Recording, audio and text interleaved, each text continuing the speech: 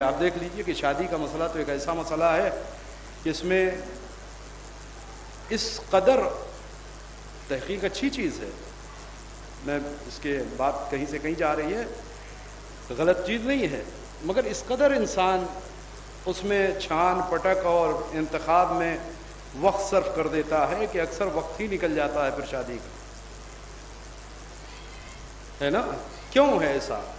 ایسا صرف اس لیے ہے کہ انسانی مزاج یہ ہے کہ وہ دیکھنا چاہتا ہے کہ ہماری زندگی کس کے ساتھ بہتر گزر سکتی ہے. بات وہی مزاج کی ہے. کوئی 1 گھنٹے کے لیے کسی کے ساتھ بیٹھنا ہو، 1 سال کسی کے ساتھ رہنا ہو، 10 سال کسی کے ساتھ رہنا ہو، مگر اس دنیا میں جہاں رہنا چاہتا ہے، جتنی دیر کے لیے رہنا چاہتا ہے، اس کے لیے ساتھی کا انتخاب کرتا ہے. ابھی ایک بات ذہن میں آ رہی ہے، توجہ کریے گا، اور برا نہیں ہے کہ اگر آپ کے سامنے عرض کر دوں، کہیں نہ کہیں سے مناسبت میں نکال ہی لوں گا اپنی مجلس کے لیے. صلوات پڑھیے محمد والے محمد.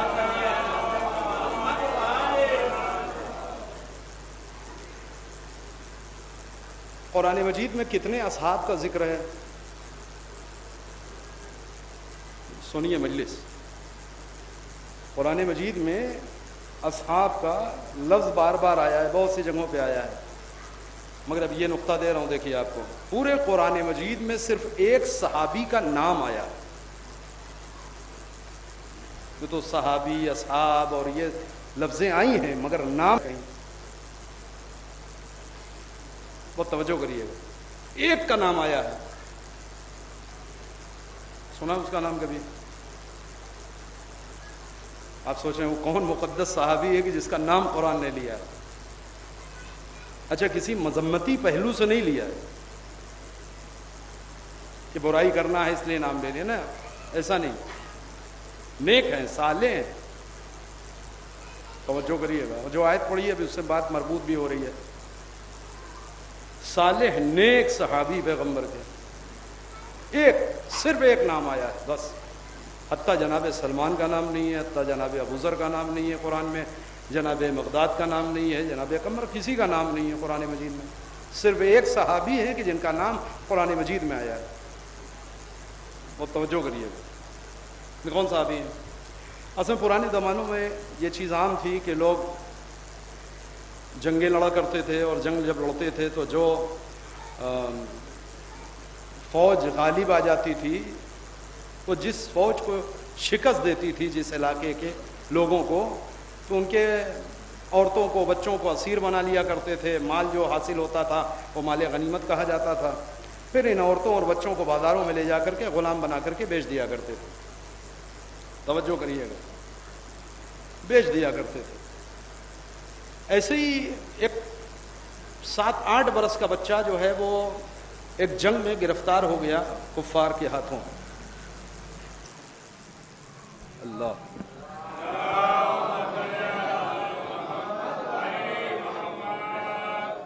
ایک اور صلوات پڑھنا محمد وعلی.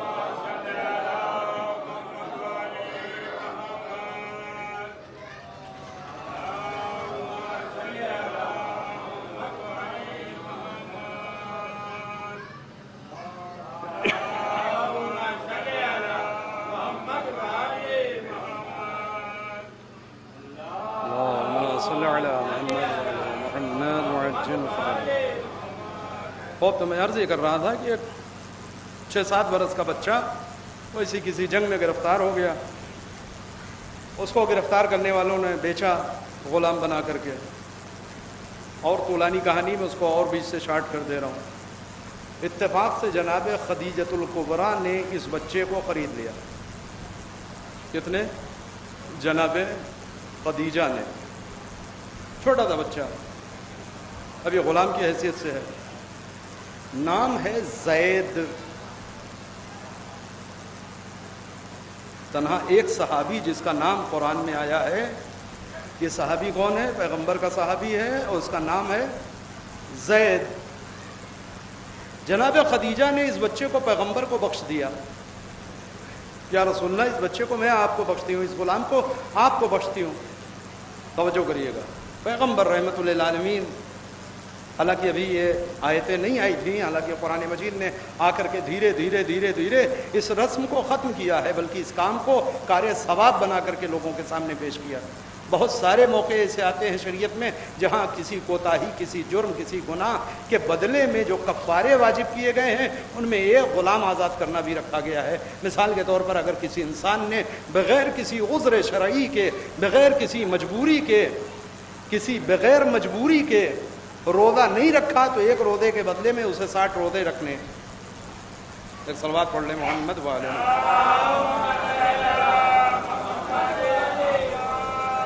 ایک روزے کے بدلے میں 60 روزے رکھنے ہیں،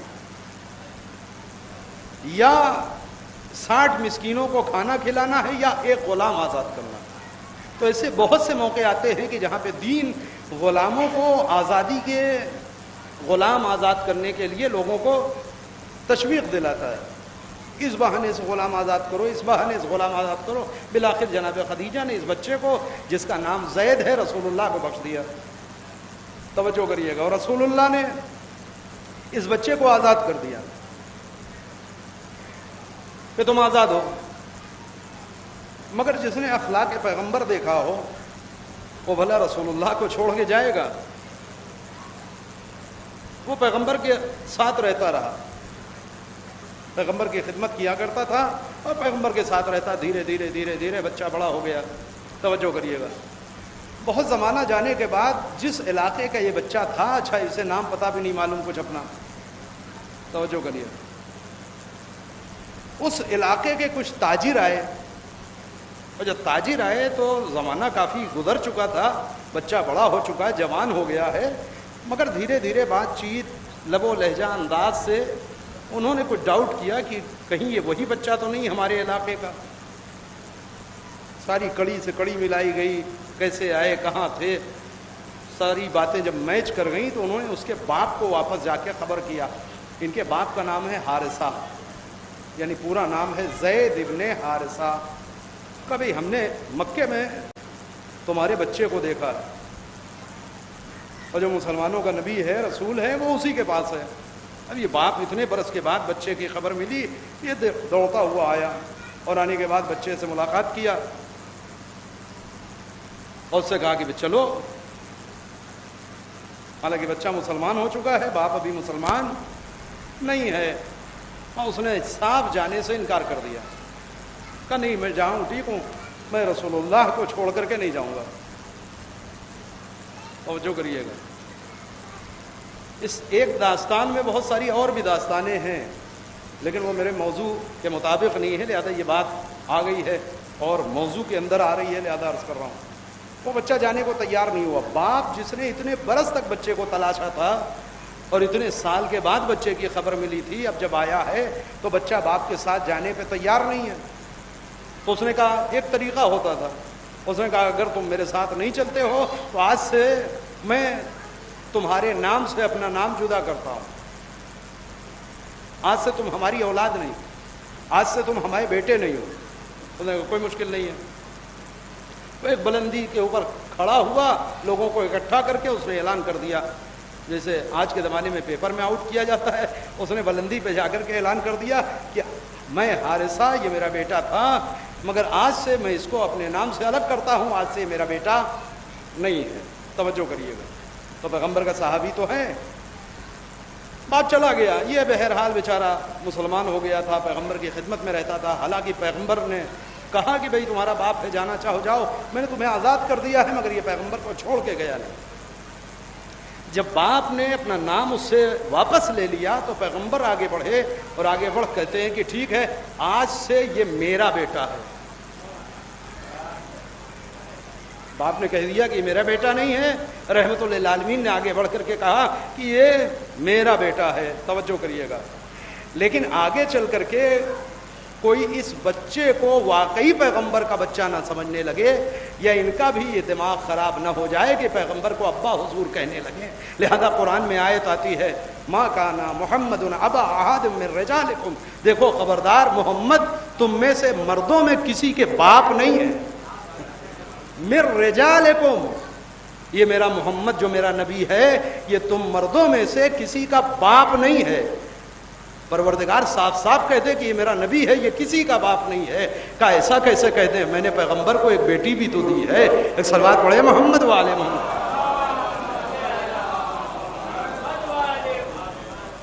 بہت توجہ کریے گا. خوب پیغمبر نے نام دے دیا. اب لوگ احترام کیا کرتے تھے. زید ابن حارثہ بہت محترم تھے, اور قرآن مجید میں ان کا نام آ رہا ہے. کہ کیوں نام آیا ہے اس کی وجہ وہی ہے. توجہ کریے, میں بہت جلدی سے بات کو ختم کر دوں گا. اب یہ اس عمر کو پہنچ گئے کہ جہاں شادی ہونی چاہیے.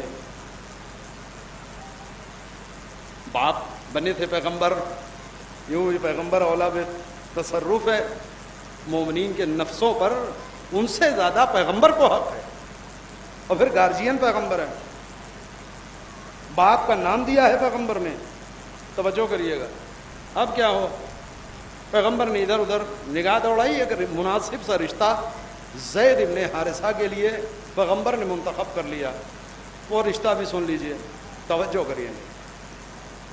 یہ کہیں باہر کا رشتہ نہیں, رسول اللہ کی اپنی پھوپھی کی بیٹی ہے, نام ہے زینب. کیا نام ہے؟ زینب. پیغمبر کی پھوپھی کی بیٹی زینب جناب عبد المطلب کی نواسی. مذاق تو نہیں ہے. پیغمبر نے یہ رشتہ دیا, انہوں نے انکار کر دیا. بھائی نے بھی انکار کر دیا, انہوں نے انکار کر دیا. یہ کل تک غلام تھا, اس کا نہ خاندان کا پتہ ہے, نہ مال و دولت ہے اس کے پاس, نہ کوئی کاروبار ہے اس کے پاس, نہ پراپرٹی ہے اس کے پاس, اور ہم بنی ہاشم. اللہ اکبر. دیکھیے بات مربوط ہو گئی نا جو میں کہہ رہا تھا. تو دونوں طرف سے ایک مشکل آتی ہے. مردوں کی طرف سے بہرحال کم مشکل ہے, یہ مشکل عورتوں کی طرف سے بہت زیادہ ہے.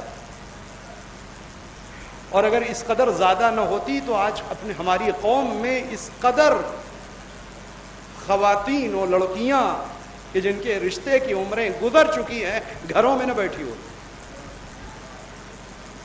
اب جب زمانہ گزر چکا ہے, ایک وقت ہوتا ہے بالآخر رشتے کا, تب لوگ فون کرتے ہیں, بھائی دیکھیے ایسے ایسے ہے, کوئی رشتہ ہو تو بتائیے. کوئی ڈیمانڈ نہیں, اب کوئی ڈیمانڈ نہیں ہے. جب مناسب رشتے مل سکتے تھے تو اتنی ڈیمانڈ تھی کہ کوئی ڈھنگ کا آدمی آیا ہی نہیں. اب جب وقت جا چکا ہے تو اب کہیں بھی کرا دیجئے, کسی بھی طریقے سے کرا دیجئے. توجہ کریے, پیغمبر نے رشتہ دیا ہے, پیغمبر نے پالا ہے اسے, پیغمبر نے اپنا نام دیا ہے, پیغمبر کی سگی پھوپھی ذات بہن ہے, انکار کر رہی ہے رشتے سے. وجہ صرف اتنی ہے کہ ان کا کوئی خاندان ہے, ہم بنی ہاشم. توجہ کریے, عبد المطلب کی بیٹی زینب بنت جہاش. آیت نازل ہوتی ہے قرآن مجید میں, آیت آ رہی ہے, اور بہت سخت آیت آ رہی ہے کہ جو بھی اللہ اور اس کے رسول نے اگر کوئی فیصلہ کر دیا ہے اور اس فیصلے کا احترام نہیں کر رہا, مفہوم بیان کر رہا ہوں, تو کھلی گمراہی میں ہے, سخت ترین عذاب. میرے پیغمبر نے اگر رشتہ چنا ہے, خود فخر کے لیے یہی کافی ہے کہ پیغمبر کسی کا رشتہ لے کے کسی کے پاس آ جائے. کبھی کبھی ہوتا ہے نا کہ سامنے والے کے چہرے کی آبرو میں لوگ رشتہ کر لیتے ہیں. نہیں ٹھیک ہے, یہ رشتہ تو ہماری نظر میں تھا مگر ہم نے کبھی توجہ نہیں دی, مگر اب آپ آئے ہیں رشتہ لے کر کے تو انکار نہیں کریں گے.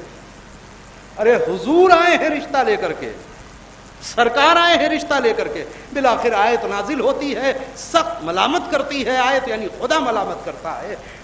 تو کافی سوچنے سمجھنے کے بعد بالآخر انہوں نے رشتہ کر لیا جناب زید سے. اب آگے کی کہانی اور طولانی ہے, مگر اب اس وقت میرے موضوع میں نہیں, میں جلدی سے وہ بات عرض کر دوں کہ جہاں سے بات چلی تھی کہ ہر آدمی اپنے لیے ساتھی کا انتخاب کرتا ہے. باتیں اس چل رہی تھی نا, کہاں رہے گا, کہاں بسے گا, کہاں بیٹھے گا, کہاں اٹھے گا, کس کے ساتھ زندگی گزارے گا. توجہ کریے گا, حتیٰ خدا اور رسول اس کے لیے کوئی جگہ مناسب سمجھیں پھر بھی وہ اپنے نفس کو حاوی کرتا ہے اور اللہ اور رسول کی بات کو پیچھے کر دیتا ہے. شاید آپ کو لگ رہا ہو کیسی عجیب باتیں کر رہے ہیں, مگر یہ ساری وہ چیزیں ہیں کہ جو ہم لوگوں کا تجربہ ہے. ایک طریقہ ہے, رسم رائج ہے کہ ہاں بھائی استخارہ بھی دکھانا ہے.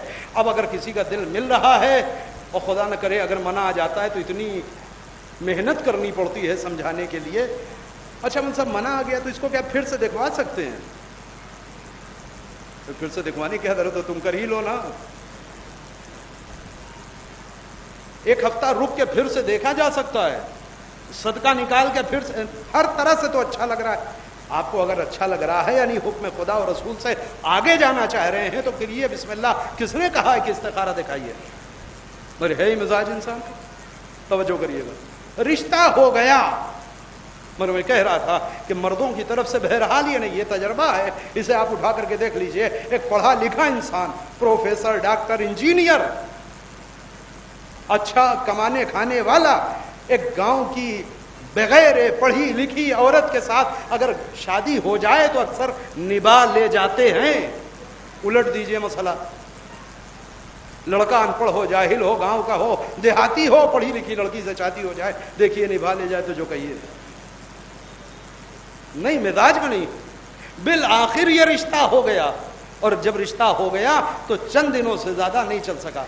کیوں؟ اس لیے کہ دو وجہ. ایک تو ان کے اندر غرور و گھمنڈ کہ ہم بہتر ہیں, ہم سپیریئر ہیں, ہم بنی ہاشم ہیں, ہم اولاد عبد المطلب ہیں. کون؟ جناب زینب. ہم بہتر ہیں. ایک گھر میں, ایک گھر کی چہار دیواری میں شوہر کے ساتھ زندگی گزارنے والی خاتون اگر ہر وقت شوہر کو نیچا دکھائے گی تو یہ گاڑی زیادہ دیر تک تو نہیں چل سکتی ہے. دوسرے, زبان کی تیز, یہ بہت خطرناک چیز ہے. وہ ایک ڈاکٹر سے پوچھا تھا کہ ڈاکٹر صاحب ہمارے پت میں پتھری ہوا تھا تو آپ نے پورا پت نکال دیا. میری بیوی کے اگر زبان میں پتھری ہو جائے تو کیا آپ پوری زبان نکال دیں گے؟ ایک صلوات پڑھیں محمد و آل محمد کے اوپر. یہ مشکل ہے. زبان کی تیز اور دوسرے فخر کرنے والی شوہر کے مقابلے. ایک دن جناب زید آئے, وہ آ کر کہتے ہیں یا رسول اللہ میں نہیں نبھا سکتا, لہذا آپ طلاق ہو گئے. توجہ کریے گا, معاملہ طلاق تک آ گیا. پیغمبر نے بہت کوشش کی کسی طریقے سے طلاق نہ ہو, بہت سمجھایا, بالآخر کل کا نتیجہ یہ کہ طلاق ہو گیا. توجہ کریں, یعنی انسان اس دنیا کی زندگی میں اپنے لیے اپنا ساتھی, اپنا ہم سفر, اپنے ساتھ رہنے والا, اپنے ساتھ اٹھنے بیٹھنے والا, اپنے ماحول کو, اپنے انوائرمنٹ کو, اپنے ارد گرد کے علاقے کو خود منتخب کرتا ہے اس زندگی کے لیے کہ جو زندگی بہت تھوڑے دنوں کی ہے. بہت تھوڑے دنوں کی ہے. کتنے دنوں کی زندگی ہے؟ 25 سال, 50 سال, 100 سال, اس سے اوپر تو زندگی نہیں جا سکتی ہے نا. بہت لمبا چلا تو 100 سال, یہ بھی بہت خوش فہمی میں جو ہو وہ چلے. اب 60-70 سال سے زیادہ کی حیات نہیں ہے.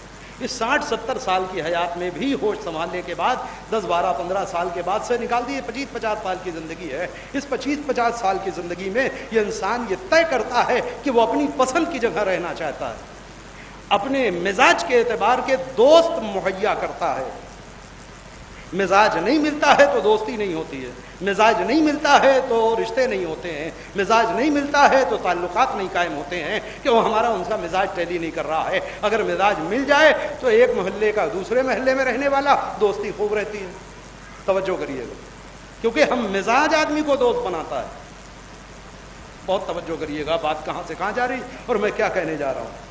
چلیے یہ بات پھر تو کبھی نہیں پڑھنے کا موقع ملے گا. اس کا 2 جملے اور پڑھ کر کے اس داستان کو ایک پیغام تک آپ کو پہنچا دے تاکہ بات مکمل ہو جائے. ایک صلوات پڑھیں محمد و آل محمد کو.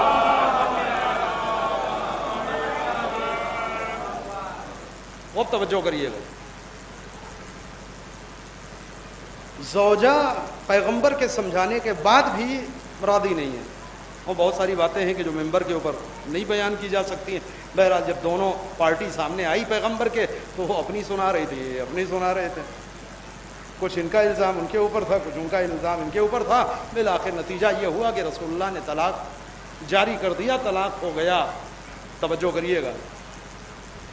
اب جب طلاق جاری ہو گیا تو اسی کے ساتھ ساتھ ایک رسم کو توڑا ہے قرآن مجید نے. بہت ساری رسمیں جاہلیت کے زمانے سے رائج ہوتی ہیں اور چلتی رہتی ہیں. مثلا کسی نے کسی بچے کو گود لے لیا, جسے آپ کہتے ہیں منہ بولا بیٹا, تو یہ زید رسول اللہ کے منہ بولے بیٹے تھے. منہ بولا بیٹا صرف منہ بولا ہی ہوتا ہے, بیٹا نہیں ہوتا. خوب توجہ کریے گا. اگر شریعت کی پابندی کرنی ہے تو منہ بولا بیٹا, انہوں نے فلاں کو بیٹا بنا لیا تھا, پوری پراپرٹی اس کو دے کر کے گئے ہیں. جی آپ کون ہوتے ہیں پراپرٹی دینے والے؟ اگر صاحب اولاد نہیں ہیں یا کسی وجہ سے کسی کو اولاد بنا کے پال لیا ہے تو حق نہیں ہے، اس لیے کہ ارث کا، میراث کا پورا ایک سسٹم ہے، قانون ہے جو خدا نے پہلے سے بیان کر دیا ہے۔ توجہ کریے، کوئی خود بے اولاد ہے، کسی بچے کو لے کر کے اس نے پال لیا، اپنی ساری پراپرٹی اس کو دے کر کے چلے گئے، وہ بھی ٹھاٹ سے رہ رہے ہیں، گھر والے بھی نہ، اگر بے اولاد ہے تو اس کی ساری پراپرٹی کے حق بھائی ہیں، حقدار بھائی ہیں۔ توجہ کریے، آپ نے ان کا حق چھینا ہے اور ایک ایسے بچے کو دیا ہے کہ جو آپ کی اولاد نہیں۔ ایک مشکل تو یہ آتی ہے، دوسری مشکل آتی ہے محرمیت کی، پردے کی۔ بچہ جب تک نابالغ ہے، چھوٹا ہے، تب تک تو آپ لے آئے، گھر میں پل رہا ہے، مگر جیسے جیسے وہ بڑا ہوا، وہ بالغ ہوا، تو اب آپ کی زوجہ کے اوپر بھی اس بچے سے پردہ واجب ہے، وہ زوجہ کے لیے نامحرم ہے۔ اسی کو الٹ دیجئے، زوجہ اپنی بھانجی کو لے آئی ہے، مثلاً بھتیجی کو لے آئی ہے، بے اولاد ہونے کی وجہ سے پال لیا، جب تک نابالغ ہے تب تک تو ٹھیک ہے، مگر دھیرے دھیرے جیسے وہ سن شعور کو پہنچے گی، وہ بلوغت تک پہنچے گی، وہ آپ کے شوہر کے لیے نامحرم ہے، پردہ واجب ہے۔ تو یہ سارے قانون ہیں اپنی جگہ کے اوپر۔ جاہلیت کے زمانے میں عربوں میں ایک طریقہ تھا، اگر کوئی زبان سے بھی کسی کو اپنا بیٹا کہہ دیتا تھا تو اس کے لیے وہ سارے قانون کے راستے کھل جاتے تھے، یعنی میراث میں بھی حصے دار ہو جاتا تھا، محرمیت بھی ختم ہو جاتی ہے، نامحرمیت بھی ختم ہو جاتی تھی، وہ محرم ہو جایا کرتا تھا۔ یعنی اب اس کی زوجہ اگر کوئی ہوگی تو اس کا باپ جس نے اس کو بیٹا بنایا تھا اس کے لیے محرم ہو جائے گی، اس کے ساتھ شادی نہیں ہو سکتی، وغیرہ وغیرہ۔ جب یہ طلاق ہو گیا تو اللہ نے کے حکم سے پھر انہی زینب کا عقد رسول اللہ سے ہوا۔ رسول اللہ کی بیویوں میں ایک بیوی پھر یہ زینب بھی ہیں۔ ادھر جناب زید کا عقد جناب ام ایمن سے ہو گیا، اور توجہ کریے، جناب ام ایمن سے ایک صلوات پڑھے محمد والے محمد صلی اللہ علیہ وسلم۔ ان سے ایک بیٹا پیدا ہوتا ہے اسامہ، بہت ہی نیک، قابل، لائق، فائق۔ آخری وقت میں جب پیغمبر اس دنیا سے اٹھنے والے تھے اور پیغمبر نے ایک لشکر ترتیب دیا تھا اور لوگوں سے کہا تھا کہ جاؤ اسلام کی حمایت و نصرت میں اس لشکر میں شامل ہو کر کے جاؤ جہاد کے لیے، تو اس لشکر کا علمدار اور سپہ سالار کسے بنایا تھا؟ انہی جناب اسامہ ابن زید کو۔ جناب ام ایمن وہی ام ایمن کہ جو بعد میں جناب زہرا کی کنیزی میں آئی، ان کا ذکر آپ جناب زہرا کے سلسلے میں سنتے ہیں، ان سے شادی ہوتی ہے۔ آگے چل کر کے ایک جنگ ہوتی ہے، جنگ موتا۔ اسی جنگ موتا میں جناب زید شہید ہو گئے، یعنی مقدس انسان، پاکیزہ انسان، نیک انسان، صالح انسان، شہادت کے مرتبے تک پہنچنا کوئی مذاق تو نہیں ہے۔ اس سے پہلے میں نے عرض کیا ہے اس مجلس میں جو شہداء کے سلسلے میں تھی کہ ہر ایک کو اللہ شہادت کا مرتبہ نہیں دیتا ہے۔ اس شہادت کے مرتبے کے لیے پہلے دل میں جذبہ شہادت ہونا ضروری ہے، دل میں خواہش شہادت ہونا ضروری ہے، آرزو شہادت ہونا ضروری ہے۔ جب تمنائے شہادت پیدا ہوتی ہے تب کہیں جا کر کے خدا کسی کو شہادت دیتا ہے۔ ہر ایرے غیرے کو شہادت کا مقام نہیں دیا جاتا، کیوں؟ اس لیے کہ شہید کا مرتبہ بہت بلند ہے۔ بہت توجہ کریے۔ اب اتنی دیر کی جو گفتگو میں نے کی ہے اسے اگر آپ ذہن میں رکھ رہے ہیں تو ایک بات کہنے جا رہا ہوں، صبح سے لے کر کے شام تک ہر مرد مومن کی گردن پر ایک دعا واجب ہے کہ 10 بار روزانہ خدا سے یہ دعا مانگے۔ کوئی اور دعا آپ مانگے یا نہ مانگے یہ آپ کی مرضی کے اوپر ہے، مگر ایک دعا ایسی ہے کہ جو ہر مسلمان کی گردن پر واجب ہے کہ ایک بار نہیں، 2 بار نہیں، خدا سے دن بھر میں 10 بار کم سے کم یہ دعا آپ کو مانگنا ہی مانگنا۔ کون سی دعا؟ کون سی دعا آپ نے مانگی آج تک؟ کہا جی وہ دعا کون سی ہے؟ وہ سورہ حمد کی ایک دعا ہے۔ 10 بار کیوں ہے؟ کیونکہ دن میں 10 بار کم از کم سورہ حمد پڑھنا واجب ہے۔ نماز پڑھنا واجب ہے اور نماز بغیر سورہ حمد کے نہیں ہو سکتی۔ دوسرا سورہ تو آپ بدل سکتے ہیں مگر سورہ حمد کو تبدیل نہیں کر سکتے۔ سورہ حمد رہے گا اپنی جگہ کے اوپر۔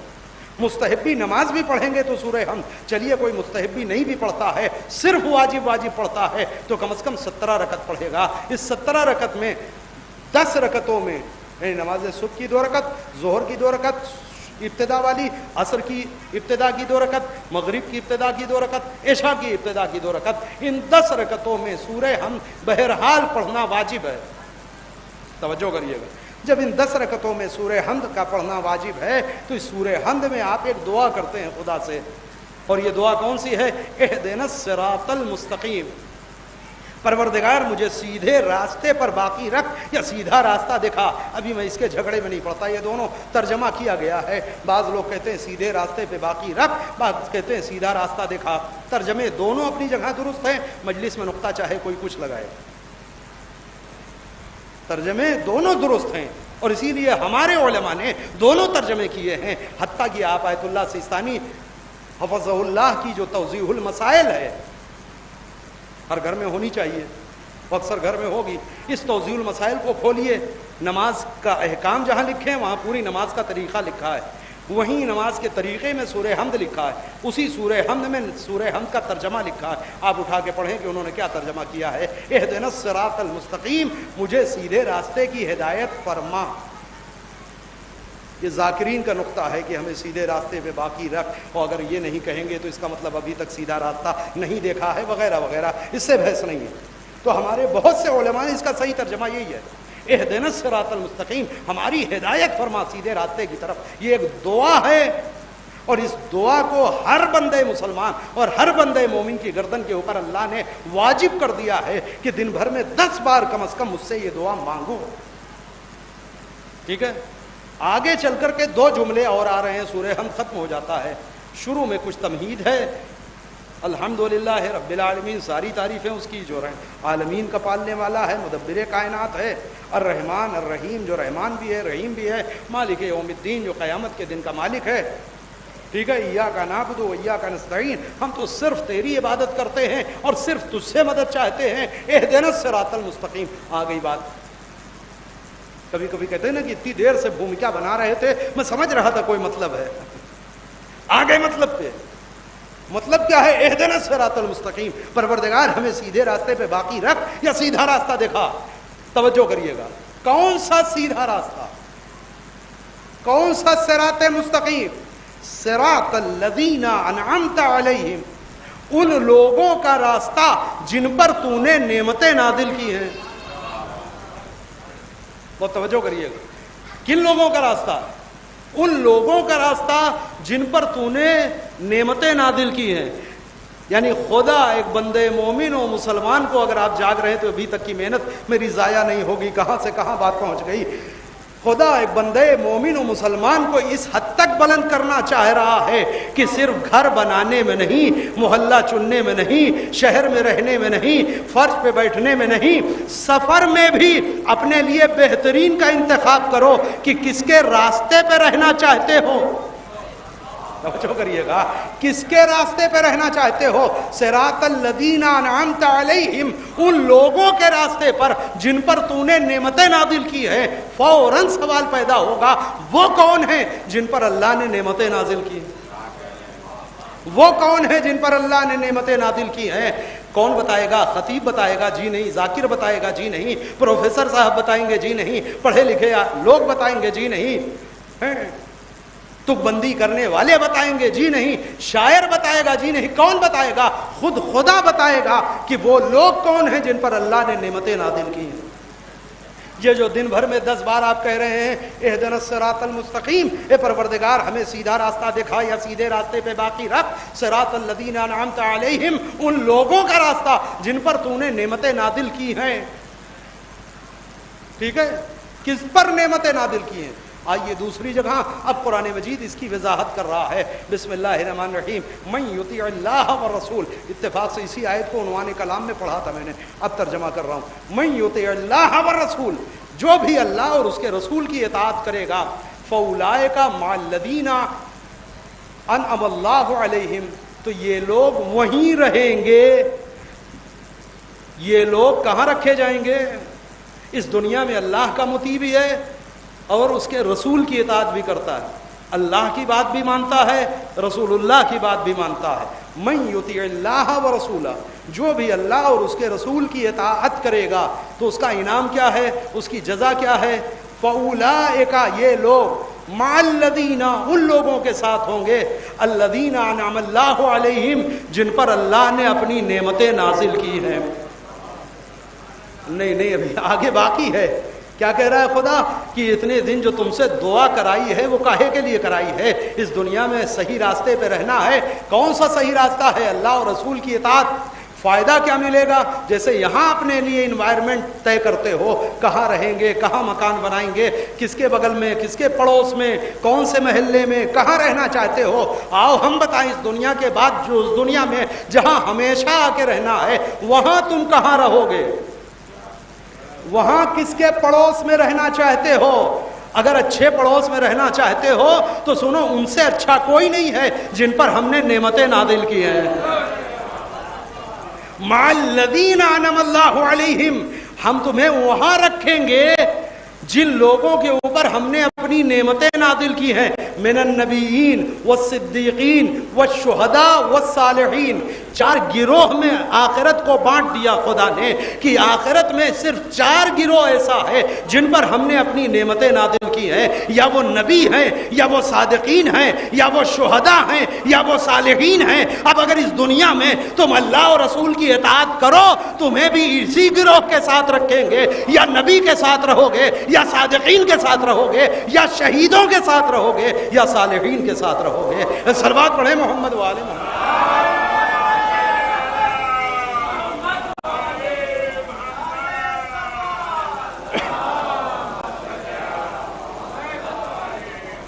توجہ کریے، وَحَسُنَ أُولَٰئِكَ رَفِيقًا، آیت یہاں پہ ختم ہو رہی ہے۔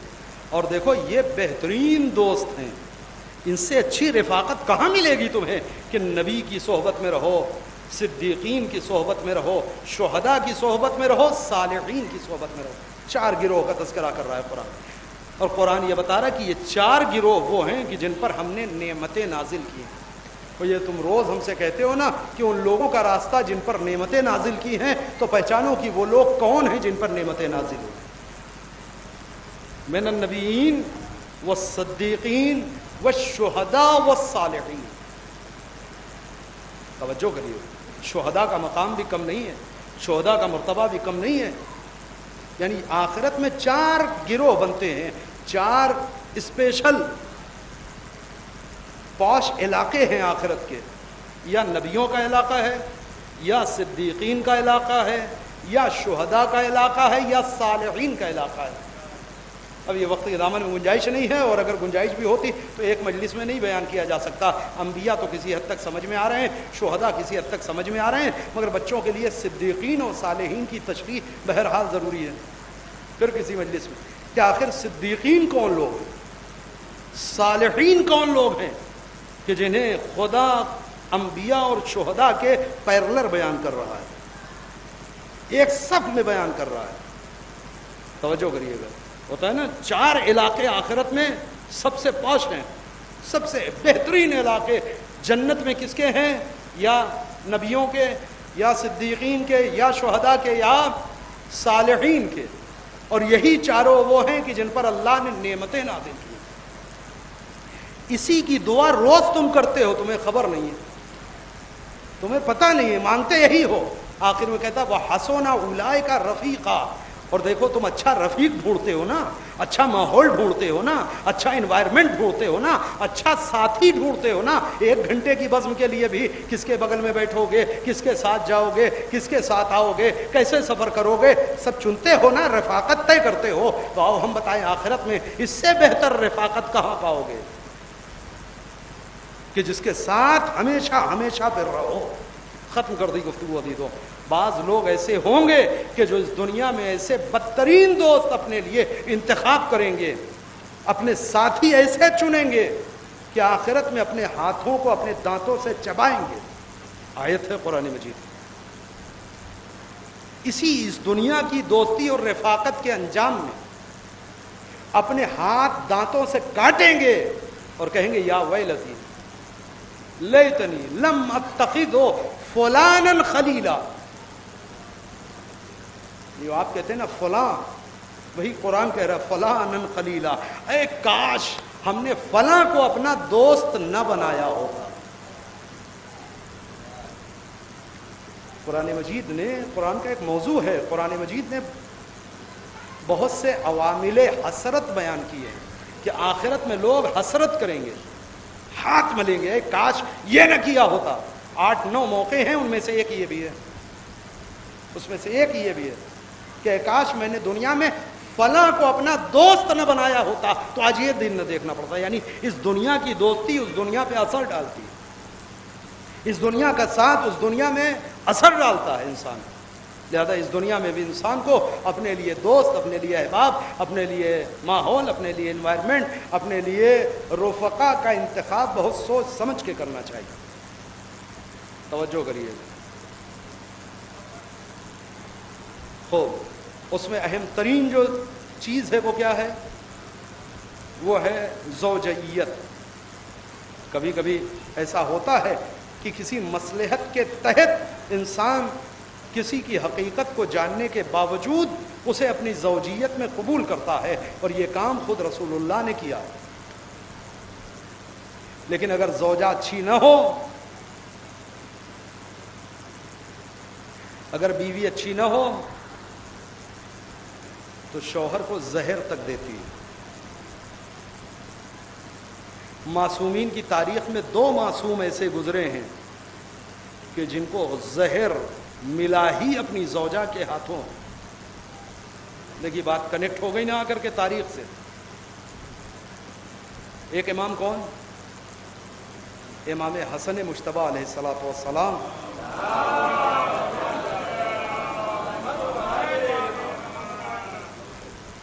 ان کی زوجہ جعدہ بنت اشعث، حالانکہ قاتل کوئی اور ہے، سے بحث نہیں ہے، مگر زہر کا پیالہ زہر پہنچا کون رہا ہے؟ خود اپنی زوجہ. یعنی یہ مظلومیت کی انتہا ہے، جہاں آدمی ہر طرف سے مایوس ہوتا ہے اور کسی سے اپنا دل کا درد نہیں کہہ پاتا، وہ درد انسان اپنی زوجہ سے کہتا ہے. آپ سوچیں امام حسن کی مظلومیت کیا ہے. یہاں زوجہ ایسی ہے کہ جو زہر دے رہی ہے. دوسرا امام، امام جواد، یہ وہ امام کی جس کی شہادت کی یہ شب ہے. 9ویں امام. توجہ کریے، بات چلی یہیں سے تھی کہ زوجیت، عورتیں اگر اپنی اسٹیٹس کو اپنے شوہر سے بہتر، اپنی قومیت کو، اپنے شجرے کو، اپنے نسب کو، اپنے اسٹیٹس کو شوہر سے بلند تصور کرتی ہیں تو یہ خطرناک ہے. وہی ہے، ہارون رشید نے اپنی بیٹی سے عقد کر دیا ہے 9ویں امام کا، حالانکہ باپ کا قاتل ہے، امام رضا کا قاتل ہے خود، لیکن وہ جانتا ہے کہ 9ویں امام کا بیٹا امام ہوتا ہے. وہ حقیقت سے آشنا ہے. دیکھیے دوستی بھی ہوتی ہے حقیقت جان کے، اور دشمنی بھی ہوتی ہے حقیقت جان کے. یہ کوئی نہ کہے کہ مامون کو پتہ نہیں تھا کہ 8ویں امام کی حیثیت کیا ہے. پتہ نہ ہوتا تو قتل ہی نہ کرتا. یزید کو پتہ نہیں تھا کہ امام حسین کی حیثیت کیا ہے، نہ، اگر پتہ نہ ہوتا تو قتل ہی نہ کرتا. قتل کرنا ہی دلیل ہے کہ معلوم ہے حسین کی حیثیت کیا ہے. 8ویں امام کو قتل کر دیا اس نے. 9ویں امام کی عمر بہت چھوٹی ہے، اور یہ تاریخ تشیع میں ایک ٹرننگ پوائنٹ ہے 9ویں امام کی امامت کا آغاز. کیونکہ اس سے پہلے اللہ نے بہت طریقے سے امتحان لیا. خدا کا ایک قانون ہے، وہ امتحان لیتا رہتا ہے. امتحان کے بعد امتحان آتے رہتے ہیں زندگی پہ. اور بصیرت کا امتحان اکثر ہوتا ہے جہاں حق اور باطل کو پہچاننا انسان کے لیے آسان نہیں رہ جاتا. مگر ہوتا رہا 9ویں امام کا زمانہ، یعنی 8ویں امام کی شہادت کے بعد ایک ایسا دور آ گیا جہاں اللہ نے قوم کی بصیرت کا ایسا امتحان لیا جہاں اچھے دھوکہ کھا جائے. اور وہ امتحان کیا تھا؟ کیا کوئی بچہ بھی امام ہو سکتا ہے؟ ابھی تک ایک امام کے بعد ان کا بیٹا امام، اس کے بعد ان کا بیٹا امام، اس کے بعد ان کا بیٹا امام. ٹھیک ہے، لیکن کیا 6 برس اور 7 برس کا بچہ ہی امام ہو سکتا ہے؟ 8 برس کا؟ اسے بوڑھے لوگ اپنا امام مانیں گے. اس موڑ پہ پہنچی شیعت کہ اب کتنی بصیرت پیدا ہوئی ہے. لہذا طرح طرح سے آزمائش کی گئی، طرح طرح سے امتحان لیا گیا. یہ سب اپنی جگہ کے اوپر رہا. بالآخر 9ویں امام آئے ہیں، اور جب لوگوں نے پوچھا آ کر کے کہ بتائیے آپ کی امامت کی دلیل، بچہ کیسے امام ہو سکتا ہے؟ برجستہ امام نے وہ آیت پڑھ دی کہ جو گہوارے میں جناب عیسیٰ نے پڑھا تھا. گہوارے میں جناب عیسیٰ نے آیت پڑھی تھی. کون سی آیت پڑھی تھی؟ جب بغیر باپ کے جناب عیسیٰ اس دنیا میں آ گئے تو پوری قوم جناب مریم کے اوپر انگلی اٹھانے لگی، نہ تمہارا باپ ایسا تھا، نہ تمہاری ماں ایسی تھی، یہ بچہ بغیر شادی کے کیسے اس دنیا میں آ گیا. خدا کہتا ہے کہ ہم نے وہی کر دی کہ تم روزہ رکھو، یعنی خاموشی کا روزہ. انہوں نے روزہ رکھ لیا کہ میں روزہ ہوں. اس زمانے میں رائج تھا، اس شریعت میں خاموشی کا روزہ جائز تھا. پیغمبر کی شریعت میں خاموشی کا روزہ جائز نہیں ہے. توجہ کریے، اشارہ کر دیا بچے کی طرف. یہ ساری قوم آئی، کیفا نکلم من کان فی المہد، سبھی اس بچے سے کیسے بولے جو ابھی گہوارے میں ہے. ادھر جناب عیسیٰ بولے، انی عبداللہ آتانی الکتاب وجعلنی نبیا، میں اللہ کا بندہ ہوں، اللہ نے مجھے کتاب دی ہے اور نبی بنایا ہے. میں اللہ کا بندہ ہوں، اللہ نے مجھے کتاب دی ہے، اللہ نے مجھے کتاب دی ہے، اللہ نے مجھے نبی بنایا ہے. کون بول رہا ہے؟ ابھی 1-2 دن کا پیدا بچہ کیا کہہ رہا ہے؟ انی عبداللہ، میں اللہ کا بندہ ہوں، آتانی الکتاب، مجھے کتاب دی گئی ہے اور نبی بنایا گیا ہے. میں نے بار بار پڑھا تاکہ آپ کی گرمی تھوڑا سا دور ہو سکے. توجہ کریے گا، گہوارے میں جناب عیسیٰ نے دعویٰ تو کیا کہ اللہ نے مجھے کتاب دی ہے، مگر ایک آیت بھی پڑھ کے سنایا نہیں. توجہ کریں، ایک آیت بھی پڑھ کے عیسیٰ نے سنایا نہیں. یعنی یہ اہتمام قدرت ہے. عیسیٰ دعویٰ کرو، پڑھنا نہیں. یہ فضیلت میں نے کسی اور کے لیے رکھا ہے. صلوات پڑھیں محمد والے محمد. امام کہتے ہیں یہ بتاؤ کہ جب گہوارے میں عیسیٰ نبی ہو سکتے ہیں تو 8 برس کا بچہ امام کیوں نہیں ہو سکتا؟ راستے میں کھڑے ہیں، مامون کی سواری جا رہی، اب بادشاہ سلامت کا لشکر گزرے اور سواری گزرے، ہٹو بچو سناٹا، گلی میں بھاگ دوڑ مچ گئی. جس کو جدھر راستہ ملا ادھر بھاگا. جو بچے گلی میں کھیل ویل رہے تھے وہ سب کھلونا چھوڑ کر کے بھاگے، مگر بغل میں ایک 8 برس کا بچہ سکون سے کھڑا ہے. سواری قریب پہنچی، انہوں نے دیکھا بھگدڑ مچ گئی، سب بھاگ گئے، یہ بچہ کھڑا ہوا ہے. اتر کے نیچے آیا اور آ کر کے بچے سے پوچھتا ہے یہ بتاؤ جب سارے بچے بھاگ گئے تو تم کیوں نہیں بھاگے؟ کہ مجھے بھاگنے کی کوئی وجہ سمجھ میں نہیں آئی. کا کیا مطلب ہے؟ کہ 3 ہی وجہ سے بھاگا جا سکتا تھا. یا تو راستہ اتنا پتلا ہوتا کہ میرے کھڑے رہنے سے تیری سواری گزرنے میں کوئی دقت آتی تو میں ہٹ جاتا. ایسا کچھ تھا نہیں. راستہ اتنا چوڑا ہے کہ میرے کھڑے رہنے کے باوجود تیری سواری گزر سکتی ہے. تو ایک وجہ تو ختم ہو گئی. دوسرے، میں کوئی مجرم ہوتا تو سزا کے خوف سے بھاگ جاتا. میں نے کوئی جرم نہیں کیا ہے اس لیے نہیں بھاگا. تیسری ایک وجہ اور بچتی ہے کہ اگر تجھے ظالم سمجھوں تو اگر یہ تو قبول کر لے کہ ہاں ظلم کر سکتا ہے تو میں راستہ چھوڑ کے ہٹ جاتا ہوں. سمجھ میں آ گیا کہ یہ کوئی معمولی بچہ نہیں ہے. چلا گیا اتفاق.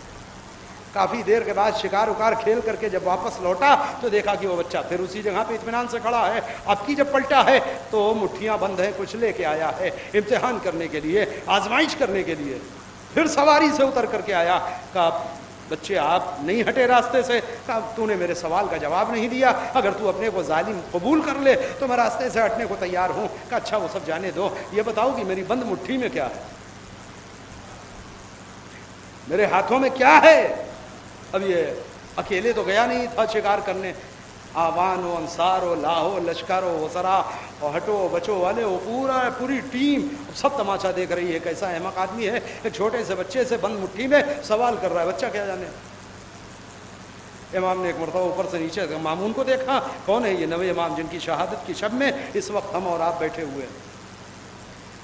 توجہ کریے، بڑی با فضیلت مجلس ہے اس مرحومہ کے لیے. شب جمعہ میں ذکر ہے اور شب شہادت امام محمد تقی میں اس کے نام کے اوپر یہ سیوم کی مجلس پر منعقد ہے.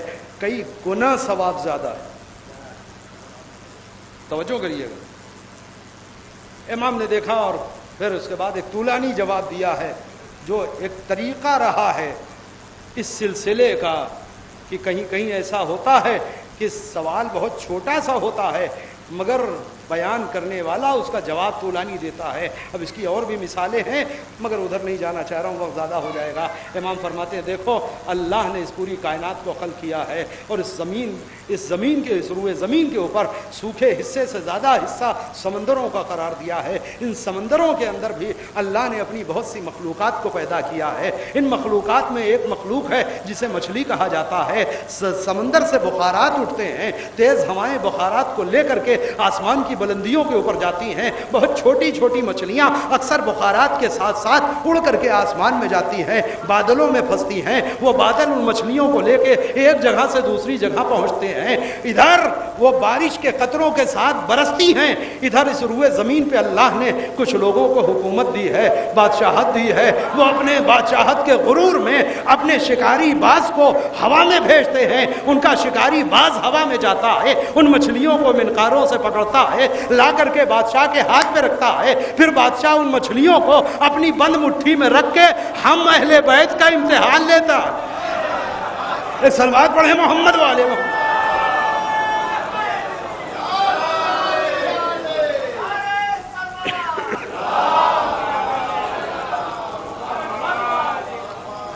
ہم آل محمد کا امتحان لیتے ہیں. توجہ کریے گا, ساتھ میں لے کر کے آیا, محفل جم گئی, بڑے بڑے علماء بلائے جا رہے ہیں, آؤ اس بچے سے مقابلہ کرو. ایک ایک مجلس میں ایک ایک نشست میں 30 ہزار سوالوں کے جواب دیے ہیں. اس کمسنی میں خوش ہوا, اپنی بیٹی ام الفضل سے امام کا عقد کر دیا. کچھ دنوں میں خود تو اس دنیا سے چلا گیا. اب بھائی توجہ کریے گا, یعنی اس کا بیٹا ام الفضل کا بھائی برسر اقتدار آیا. اب سوچیں آپ, وہ جو شہنشاہ وقت کے گھر کی پروردہ ہو, اسے یہ پسند نہیں ہے کہ یہ بوریے پہ بیٹھ جاتے ہیں, یہ غریبوں سے مل لیتے ہیں, یہ نوکروں کے ساتھ کھانا کھا لیتے ہیں, یہ اسٹیٹس مینٹین نہیں رکھتے ہیں. لہذا روز شکایت, روز امام کی شکایت, یہاں تک کہ زہر بھیجا گیا کہ اگر اسے کسی طریقے سے زہر دے دو تو فرصت ہو جائے تمہاری بھی اور ہماری بھی. اللہ رے, سب سے کم سن امام ہے یہ ہمارا, کل 25 برس کی حیات, 25 سال کی زندگی کچھ ہوتی ہے عزیزو. 25 سال میں ہمارے یہاں بچہ کہا جاتا ہے. اس 25 برس کا یہ کم سن امام, جتنے امام ہیں ہمارے اس میں سب سے کم سن عمر جس امام کی ہے وہ یہی امام جواد ہیں. توجہ کریے گا. مگر میں کہوں مولا آپ کو تکلیف دے کر کے, اذیت دے کر کے شہید کر دیا گیا 25 سال کی عمر میں, مگر مولا مجھے اس سلسلے عصمت میں ایک کمسن اور نظر آتی ہے اور اس کی عمر کل 18 برس تھی. وہ ایسی معصومہ ہے کہ اس کی عمر کل 18 برس ہے. اے مولا آپ کو زہر دیا گیا ہے, اور تاریخ کہتی ہے کہ جب زہر کا اثر تیز ہوا, عجب ظلم ہے, عجب ظلم ہے, تو امام تیز تیز آواز دے رہے تھے. جب اس زوجہ نے دیکھا کہ امام پکار رہے ہیں یا بول رہے ہیں کچھ, تو دوسرے نہ سن کے دوڑ آئیں اور مدد کر دیں, کوئی دوا دے دے, کچھ ٹھیک ہو جائیں. اس نے اپنی کنیزوں کو آواز دی, سب کو اکٹھا کر کہتی ہے زور زور سے آواز لگاؤ, شور کرو, تاکہ تمہارے شور میں ان کی آواز دب جائے. ایک جملہ کہوں گا وہ مجلس تمام کر دوں گا عزیزو, نتیجے کی طرف لا کے. لہذا مورخ کہتا ہے کوئی سن نہیں پایا کہ امام چیخ چیخ کے کہہ کیا رہے تھے. ایک بات ذہن میں آتی ہے کہ اکثر ہوتا یہ ہے جب کسی کو زہر دیا جاتا ہے تو اسے پیاس تیز لگتی ہے. کہیں ایسا تو نہیں کہ امام پانی مانگ رہے تھے, ایسا تو نہیں کہ امام پانی کا مطالبہ کر رہے تھے, مگر اتنا شور مچایا گیا کہ اس شور کی آواز میں امام کی آواز دب گئی. میں کہوں گا اے مولا آپ کے اوپر ظلم ہوا ہے, آپ کو شہید کیا گیا ہے, مگر آئیے چلتے ہیں اس جلتے ہوئے دروازے کے اوپر کہ جس کے اندر آپ سے بھی کم سن معصوم ہے, کل 18 برس کی عمر ہے, اور دروازہ ایسا ہے جس پر رسول آ کر کے سلام کیا کرتے تھے. جس پر پیغمبر آ کر کے سلام کیا کرتے تھے، نہیں نہیں، ارے یہ بیٹی جب پیغمبر کی بز میں آتی تھی تو پیغمبر اٹھ کے اس کا احترام کیا کرتے تھے۔ اے عزیزو، جسے پیغمبر اٹھ کر کے احترام کرتے تھے تو جب پیغمبر اٹھتے ہوں گے تو بھلا کوئی بیٹھا رہتا ہوگا؟ نہیں نا، سبھی کو اٹھنا پڑتا ہوگا۔ جب تک پیغمبر کھڑے ہیں سبھی اٹھ جاتے ہوں گے۔ اسی چیز کا شاید بدلہ لیا گیا فاطمہ سے۔ پیغمبر کے جانے کے بعد وہ زمانہ آ گیا کہ اب فاطمہ کھڑی ہیں، سب بیٹھے ہیں۔ اب مسجد میں دربار میں سب بیٹھے ہیں، فاطمہ کھڑی ہیں، اور اس حال میں کہ پسلیاں ٹوٹ چکی ہیں۔ اے عزیزو، فاطمہ دن گن رہی ہیں۔ وہ وقت قریب آیا کہ جب فاطمہ نے وصیتیں شروع کی۔ ہاں عزیزو، ابو الحسن کو بلایا، وصیت کرتی ہے، علی اب میں زیادہ دن اس دنیا میں نہ رہوں گی، مگر میری چند وصیتیں سن لیں۔ اے علی، مجھے رات کی تاریکی میں غسل دیجیے گا، رات کی تاریکی میں کفن پہنائیے گا، رات کی تاریکی میں جنازہ اٹھائیے گا، رات کی تاریکی میں دفن کر دیجئے گا۔ مجھے نہیں معلوم یہ ساری وصیتیں امیر المومنین نے کس کلیجے سے سنی ہوگی۔ سر جھکائے ہیں۔ اللہ ایک ہی تو غمگسار تھا، ایک ہی تو ایسا تھا جس سے علی اپنے دل کے درد کو بیان کرتا تھا، وہ بھی اب ساتھ چھوڑنے والی ہے۔ میں سوچا کرتا تھا بی بی، ہاں جہاں تک تشییع جنازہ کا مسئلہ ہے، دفن کرنے کا مسئلہ ہے، رات کی وصیت سمجھ میں آتی ہے تاکہ لوگوں کو پتہ نہ چلے، کوئی جنازے میں آ نہ پائے، مگر علی جیسے معصوم امام کے لیے رات کی تاریکی میں غسل کی وصیت کیوں؟ عجب نہیں بیوی آواز دے۔ میں نے اس لیے کہا رات میں غسل دیجیے گا، شاید رات کی تاریکی میں علی کی نگاہ ان نیلے زخموں پہ نہ پڑے جو فاطمہ کے بدن پہ لگے ہیں، ان ٹوٹی پسلیوں پہ نہ جائے کہ جو فاطمہ نے برداشت کی ہے۔ مگر عزیزو، ہوا نہیں ایسا۔ میرا صابر امام غسل دیتے دیتے اچانک چیخ پڑا۔ غسل کے بعد جب باہر آئے، کسی نے پوچھا مولا، ارے آپ سے بڑا کوئی صابر نہیں، پھر اس طرح سے چیخ کے کیوں روئے؟ امام کہتے ہیں بھائی، ارے جب میں نے غسل دیتے دیتے فاطمہ کی پسلیوں پہ آیا، پسلیاں ٹوٹی تھی، بازو نیلے تھے، رخسار پہ تماچوں کے نشان، مگر زہرا نے کبھی مجھ سے کوئی شک۔ الا لعنت اللہ علی القوم الظالمین۔ ربنا تقبل منا انک انت السمیع العلیم۔ بار الہ ہمارے اس عمل کو قبول فرما، ہمارے گناہ کبیرہ و صغیرہ کو بخش دے، ہمیں اس وقت تک دنیا سے نہ اٹھا جب تک کہ تیری وعد محمد کی ذات ہم سے راضی و خوشنود نہ ہو جائے۔ ان مرحومہ کی سال ثواب میں مجلس منعقد ہے، ان کے گناہوں کو بخش دے۔ پروردگار، حاضرین میں جو بھی پریشان حال ہیں ان کی پریشانیوں کو دور فرما، جو مریض ہیں ان کو شفاء کامل و عاجل عنایت فرما، جو مقروض ہیں ان کے قرض کی ادائیگی کے اسباب فراہم فرما، جو حج و زیارت کے مشتاق ہیں ان کو حج و زیارت سے مشرف فرما۔ ہم سب کے آقا و مولا زمانے کے امام کے ظہور میں تعجیل فرما، ہم سب کو ان کے اعوان و انصار میں شریک فرما۔ آپ حضرات سے گزارش ہے ایک بار اور سورہ حمد اور 3 بار سورہ اخلاص کی تلاوت فرمائیں، اس کا ثواب بلقیس بانو بنت محمد حسین کی روح کو ارسال کریں۔ اللهم صل على محمد وعلى آل محمد وعجل فرجهم۔ بسم الله الرحمن الرحيم، الحمد لله رب العالمين، الرحمن الرحيم، مالك يوم الدين، إياك نعبد وإياك نستعين، اهدنا الصراط المستقيم صراط الذين أنعمت عليهم غير المغضوب عليهم ولا الضالين۔ بسم الله الرحمن الرحيم۔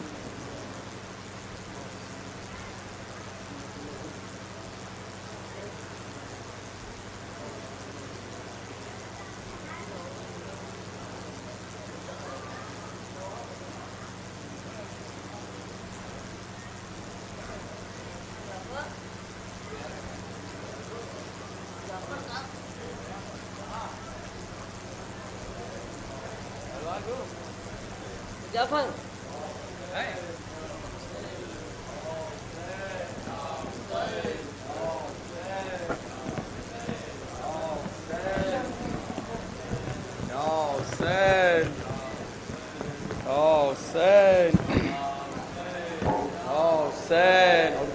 اوپر کرو، اوپر کرو، یا حسین۔ المصائب زہرا،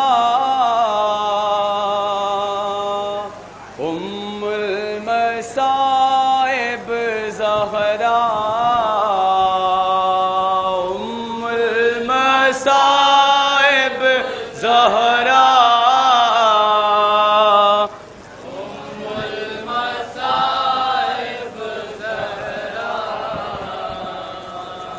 ام المصائب زہرا، ام المصائب زہرا، ام المصائب زہرا،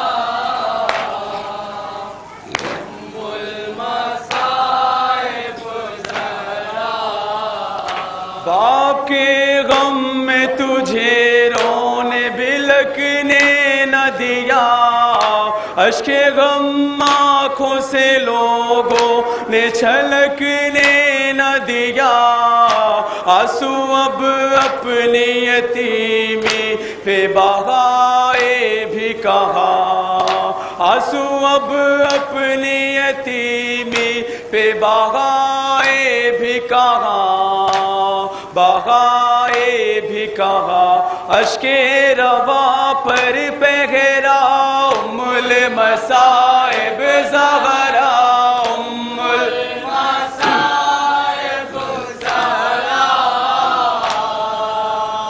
ام المصائب زہرا، اس طرح بھول گئے اہل مدینہ رب کو، باپ کا مرثیاں پڑھنے سے تھی زحمت سب کو، رات میں رویا کرے یا رہے دن میں گریا، رات میں رویا کرے یا رہے دن میں گریا، یا رہے دن میں گریا، دیا گیا یہ فتویٰ، ام المصائب زہرا، ام المصائب زہرا، ام المصائب زہرا، تیرے پہلو پہ گرایا گیا دروازہ تیرا، بطن میں مارا گیا ننھا سا شہزادہ تیرا، آنکھ کے شعلے کہاں اور کہاں تیرا مکان، آنکھ کے شعلے کہاں اور کہاں تیرا مکان، اور کہاں تیرا مکان، وحسرتا وادردا، ام المصائب زہرا، ام المصائب زہرا، ام المصائب زہرا، پھر ایک زخم جگر میں تیرے اتار دیا، پلا کے زہر غلاغل حسن کو مار دیا، جنازے پر وہ لگائے گئے تیروں پہ کر، جنازے پر وہ لگائے گئے تیروں پہ کر، تیروں پہ کر، وحسرتا وادردا، ام المصائب زہرا، ام المصائب زہرا، آخر میں سماعت ہو جائے، سروں سے چھین لی شہزادیوں کے غائردہ، کوئی نہیں ہے جو واپس انہیں دلا دے ردا، وہ شام کوفہ کہاں، زینب و کلثوم کہاں، وہ شام کوفہ کہاں، زینب و کلثوم کہاں، زینب و کلثوم کہاں، کوئی مدد کو نہ آیا، ام المصائب زہرا، ام المصائب زہرا، ام المصائب زہرا، حسین حسین حسین